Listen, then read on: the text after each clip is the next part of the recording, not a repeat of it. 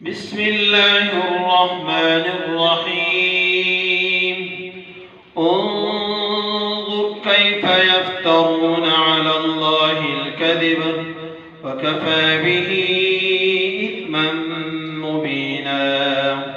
بسم الله الرحمن الرحيم انظر كيف يفترون على الله الكذب وكفى به إثما مبينا.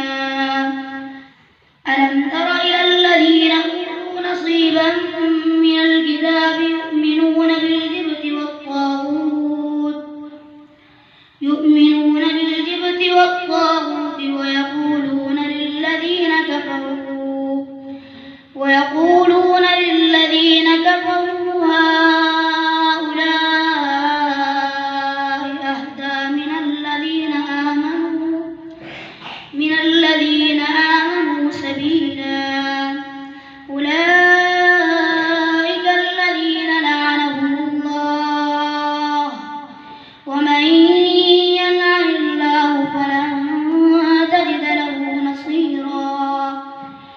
أم لهم نصيب من الملك فإذا لا يؤتون الناس نقيرا.